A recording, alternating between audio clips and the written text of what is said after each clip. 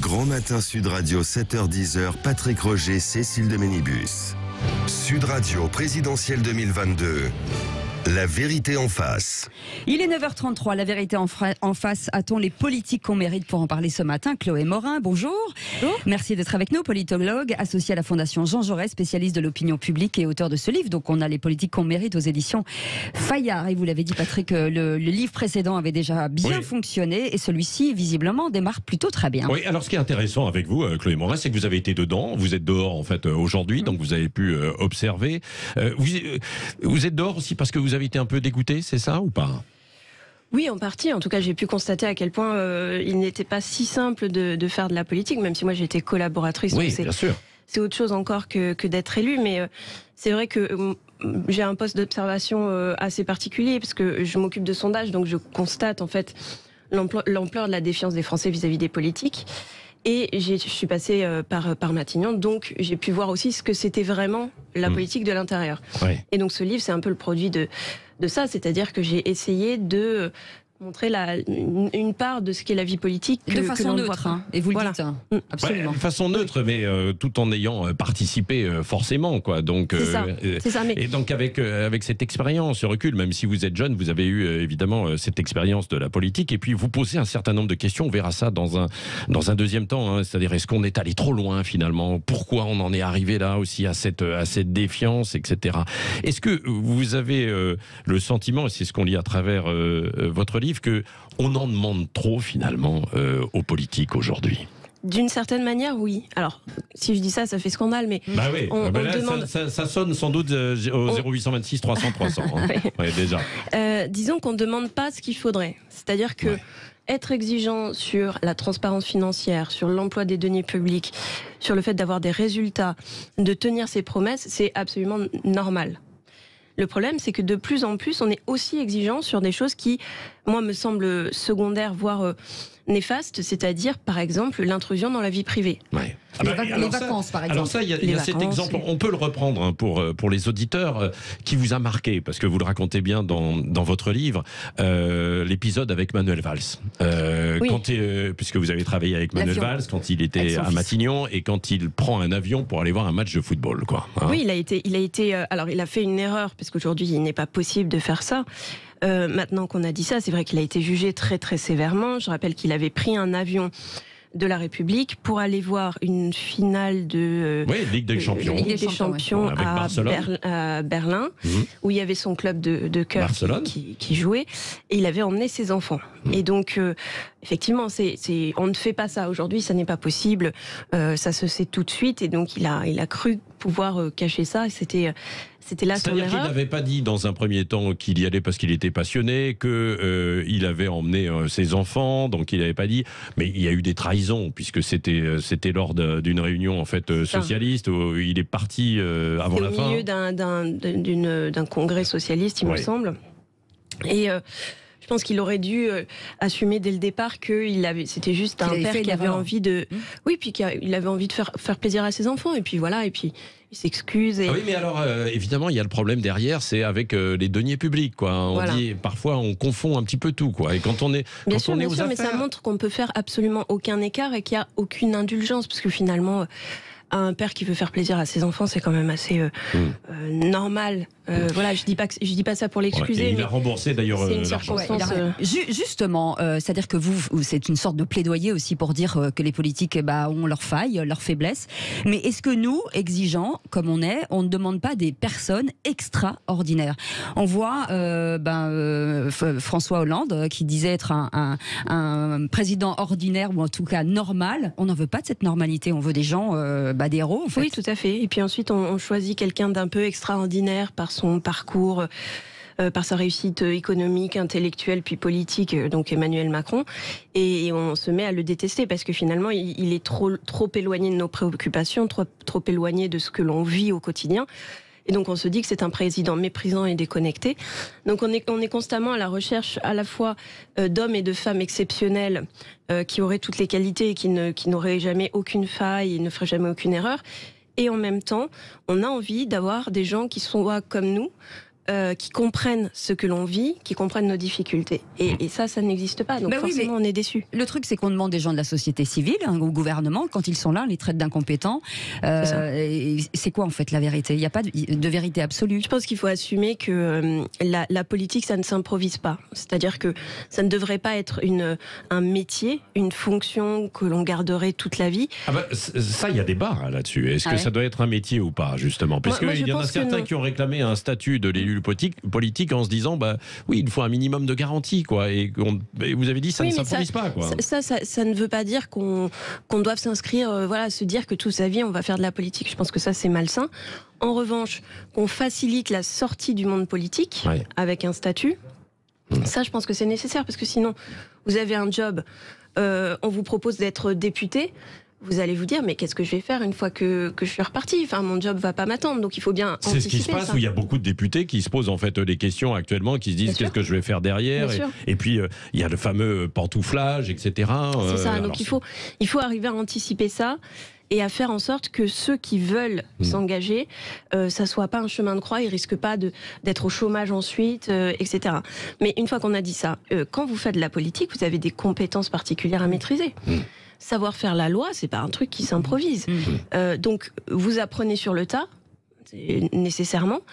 Mais faire croire que parce qu'on est des amateurs et qu'on vient de la société civile, on va faire mieux que les politiques, je pense qu'il faut renoncer à cette illusion. Est-ce que la carrière d'un politique, vous avez d'ailleurs un chapitre qui est consacré à ça, est-ce que c'est enviable ou pas? Parce que souvent, il y a des fantasmes autour aussi du train de vie des ministres, de la façon dont ils peuvent régner, entre guillemets. Je pense qu'à une époque, ça l'était. Ça l'était, oui. Je pense qu'à une époque, ça l'était. Mais même quand moi, j'étais à Matignon, franchement, on ne se gavait pas de petits fours toute la journée, et les salaires n'étaient pas mirobolant non plus. Il y a eu pas mal d'efforts qui ont été faits sur les rémunérations. Avec beaucoup d'horaires aussi, il faut le dire. Avec des horaires à rallonge.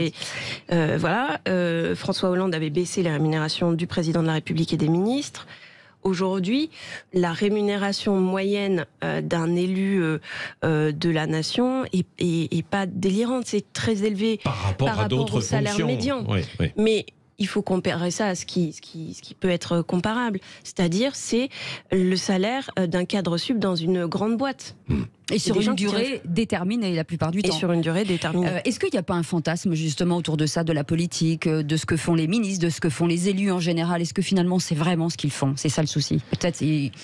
C'est-à-dire sur ce qu'ils peuvent accomplir? Sur ce qu'ils peuvent accomplir et justement et leur agenda et leur travail au quotidien. Oui, je pense qu'on mériterait tous de passer une journée avec son député. En fait, on se rendra compte que député, c'est juste passer énormément de temps en réunion. C'est d'ailleurs pour ça qu'ils sont pas souvent dans l'hémicycle. Ils peuvent pas être partout. Passer du temps sur le terrain, c'est passer du temps avec ses administrés le week-end. Donc c'est des jobs très prenants qui demandent en fait que la durée d'un mandat, on s'abandonne et que sans doute on fasse passer sa vie personnelle et sa famille au second plan. Oui, bon, là, en 10 minutes, on a l'impression qu'on défend et qu'on prend la défense uniquement des politiques. Non, mais il y a des critiques également dans votre livre. Et je pense qu'il va y en avoir 0826 300 300 juste après une pause. On va se retrouver dans un instant. Et vous pouvez nous appeler. Donc, on a les politiques qu'on mérite. Qu'est-ce que vous en pensez? Restez avec nous. Il est 9h41. Bienvenue. On est ensemble jusqu'à 10h avec Chloé Morin. Ça s'appelle On a les politiques. Aux éditions Fayard. Qu'on mérite, exactement. À tout de suite. Sud Radio présidentielle 2022. La vérité en face. Et la vérité en face, ça s'appelle On a les politiques qu'on mérite avec Chloé Morin, ce livre aux éditions Fayard. On a posé des questions, Chloé, à nos auditeurs ce matin. Êtes-vous d'accord avec ce titre, On a les politiques qu'on mérite? Eh ben, ils répondent oui à 66%, dont Jackie Bordage qui nous dit voilà un cercle vicieux qui inclut le dévoiement de la Ve République, la passesse des chambres, le brouillage des médias militants, le dédain des référendums, la demande du peuple qui font l'abstention, provoquant l'élection des gens qui ne font jamais rien. Voilà, au moins c'est cash. Oui. Allez, 0826 300 300 qui est avec nous ce matin à Béziers avec Cédric. Bonjour Cédric. Bonjour Cédric. Bonjour à tous. Je suis content de vous avoir parce que bon, effectivement, on a quand même un gros problème dans notre politique française aujourd'hui, et j'aurais souhaité peut-être soulever un gros problème qui éviterait de faire des votes qui plutôt que celui-là, prenons celui-là. Il faudrait qu'on puisse avoir 3 personnes au second tour. Et je crois 3 que là, personnes au second tour. mais complètement. Ça voudrait dire qu'en fait, plutôt que Marine Le Pen, tout le monde a voté Macron. On est d'accord? Plutôt que... Pour éviter les votes utiles, c'est ça que vous voulez dire? Mais c'est carrément ça. Et je pense qu'en fait, il y aurait quand même quelqu'un qui aurait été choisi par le peuple, qui aurait été déjà un petit peu plus, non pas un vote contraire à ce qu'il pense, mais un vote plus ou moins réel et avec le cœur. Et ça, je crois que ça aurait été le b.a.-ba des choses. Après, concernant votre invité, honnêtement, je suis pas très d'accord avec eux, dans le sens où quand j'entends, je l'entends après, hein, il faut avoir fait des études, il faut être ceci, il faut être cela, mais quand on dit que les salaires sont pas mirobolants, ce qu'on oublie de dire, c'est qu'à côté, quand même, ils ont énormément de choses. Ils ont chauffeur, ils ont voiture, ils ont ci, ils ont mis, ils ont ceci, ils ont cela. Moi, j'ai pas un salaire mirobolant. Jusqu'au mois de février, je me suis même retrouvé, comme le SMIC avait augmenté, je me suis retrouvé en dessous du salaire du SMIC. Donc, quelque part, honnêtement, on n'arrive pas à joindre les deux bouts. Je suis très mécontent de cette présidentielle parce qu'en fait, il n'y a qu'une seule personne, hélas, qui écoute le peuple en ce moment et qui montre les dents et qui dit ce qu'il en est. Et pas une seule fois jusqu'à présent, il a dit je vais gagner, mais il dit je suis là pour le peuple. Voilà. Marine Le Pen, et pourtant j'avais ma carte, Marine Le Pen, elle dit il faut qu'on gagne, il faut qu'on gagne. Il n'y a pas un politique qui pense au peuple et qui dit le peuple, je vais vous aider. C'est vous qu'on écoute. Alors, et c'est ça qui est le plus important. C'est vrai. Alors Cédric, alors ça c'est une bonne proposition, pourquoi pas. Il faudrait une finale à 3, mais ça c'était une chose. Et pour revenir en revanche sur ce que vous dites tout à l'heure, est-ce que c'est vrai qu'ils ont des avantages, des moyens mirobolants ou pas? Beaucoup moins qu'avant. Beaucoup moins qu'avant. C'est vrai que je pense que pas mal se sont rendus compte que c'était devenu inacceptable.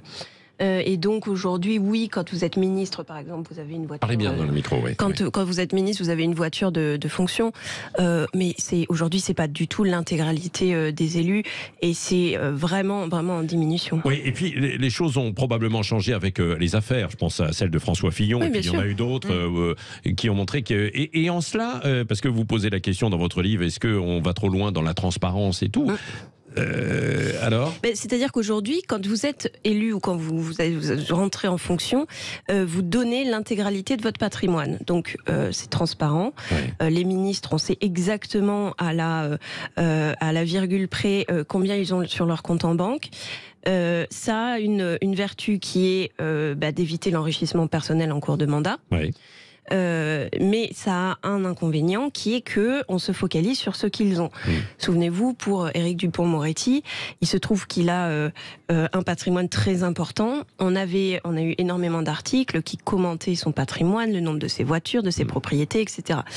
Si vous voulez, moi je pense qu'il faut pas aller là-dedans, ça ne sert à rien. On pourrait même se réjouir de ce qu'il ait renoncé à un salaire qui était de plusieurs dizaines de milliers d'euros par mois.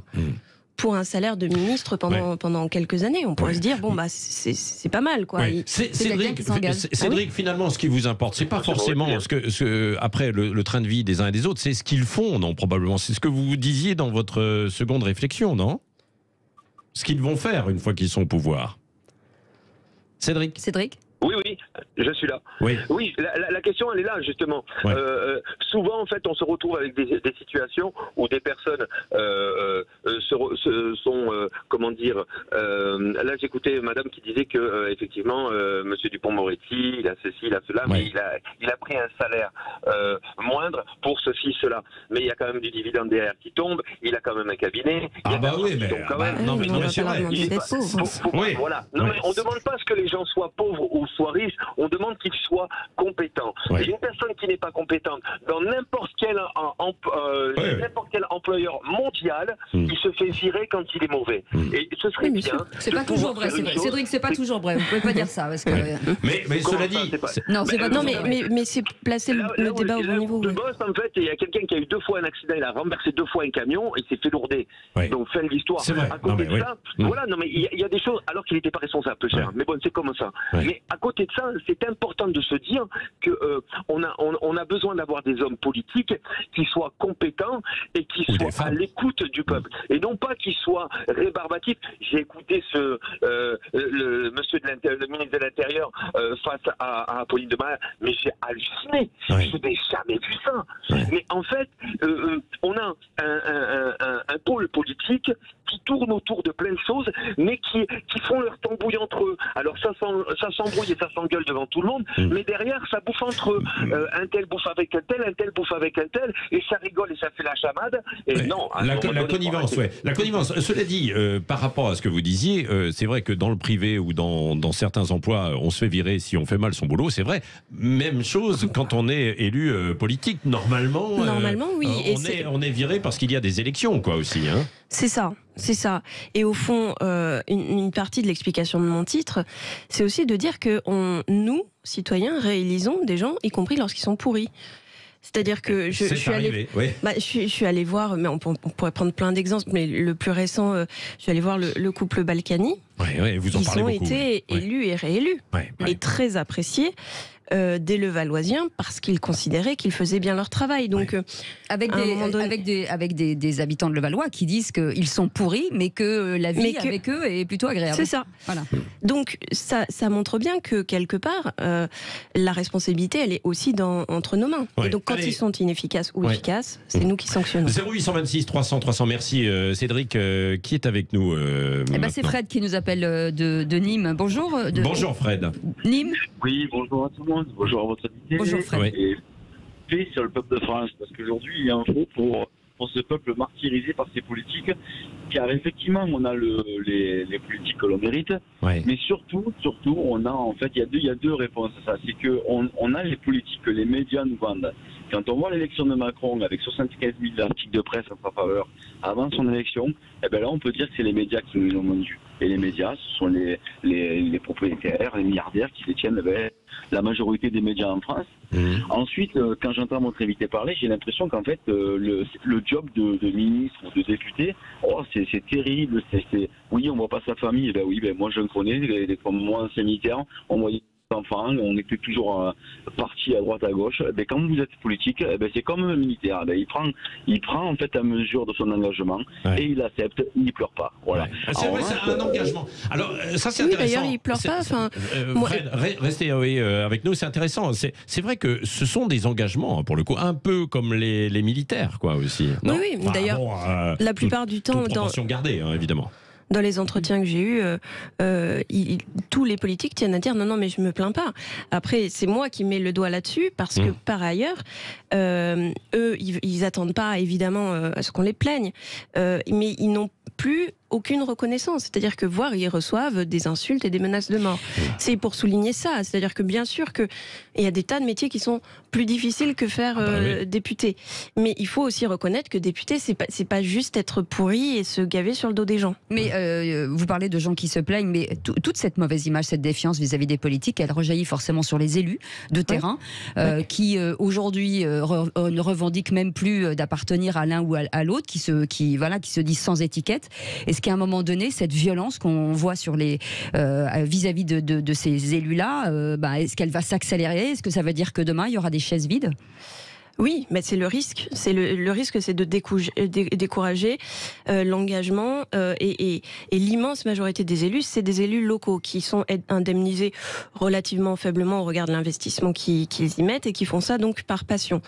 Et ces gens-là, confrontés à la défiance, mais de plus en plus à la colère et à la haine, on parle de leurs difficultés et voire de leur dégoût. D'ailleurs, c'est le sens de l'engagement de la candidature d'Éric Zemmour, qu'on l'aime ou qu'on l'aime pas, mais Éric Zemmour, il dit j'y vais parce que finalement, il n'y avait personne pour porter un certain discours. Et donc, je me suis inscrit et je vais dans ce chemin, quoi. Il fait ça tout en disant qu'il n'est pas un politicien. C'est-à-dire que aujourd'hui, quand vous rentrez en politique, vous essayez d'échapper à cette haine qui frappe l'ensemble de la classe politique. Donc vous dites non, mais moi j'en fais pas partie, je suis un peu différent. Je pense que pour le coup, Emmanuel Macron avait fait la même chose. C'est vrai, oui. C'est-à-dire que ça ne sert à rien parce que vous êtes rattrapé par la haine à la fin. Bien sûr, totalement. Mais est-ce qu'il faudrait, alors ça ne se fera pas évidemment avant la présidentielle, mais quand même réformer ce statut de l'élu politique, revoir la transparence, le cumul par exemple des mandats, en fait un certain nombre de choses comme ça. Oui, moi je pense qu'il faut réformer tout ça, et pas toujours dans le sens du moins-disant, c'est-à-dire que on n'ira nulle part en cherchant toujours à diminuer les rémunérations des élus et à diminuer les... je parle pas des avantages, mais des protections dont ils peuvent bénéficier, quoi. Et le problème, c'est qu'on n'en débat pas. Il n'y a aucun débat dans la présidentielle là-dessus, parce que les politiques se disent, si on engage ces sujets-là, on aura l'air de, une fois de plus, se protéger, essayer de conserver nos Sur le cumul des mandats, c'est ça par exemple, quoi? Parce que maintenant, on rappelle qu'il n'y a plus de cumul des mandats, en tout cas pour des maires de grandes villes, par exemple, et députés. Et résultat, on en est arrivé à une situation où on dit souvent que des députés, c'est vrai, on se demande ce qu'ils font à l'Assemblée nationale et qu'ils sont un peu déconnectés du terrain. Je pense qu'on est sans doute allé un peu trop loin. Oui. Et qu'il faut prendre les choses d'une manière un peu plus pragmatique. Et voir que effectivement, quand on est un élu national, on a besoin d'avoir un ancrage local. Est-ce que l'opinion publique est un bon guide pour l'action politique, finalement? Pas toujours. Mais il faut se méfier à la fois de ceux qui disent le courage c'est d'aller contre le peuple, parce que je pense qu'en démocratie c'est faux, comme de ceux qui passent leur vie à flatter effectivement les idées reçues et les fantasmes que l'on peut avoir. Oui, parce que c'est vrai, en ce sens, quand on est élu politique, on devrait tenir compte, c'est vrai, des sondages, de l'opinion, etc. Mais on devrait mener sa politique, quelle qu'elle soit, en fait, à partir du moment où on est convaincu. On devrait mener sa politique et être sincère. Je crois que la plupart des élus essayent de le faire. Mais enfin, si un élu s'obstine à vouloir imposer une loi contre l'opinion majoritaire, on lui dira qu'il n'écoute rien. Donc, on est aussi nous-mêmes dans des demandes sans doute contradictoires. Et c'est ça la difficulté. C'est la conviction, mais pas toujours. La conviction, mais avec une capacité d'écoute et d'adaptation, on va dire. Vous vous souvenez qui parlait bien des politiques? Tiens, écoutez.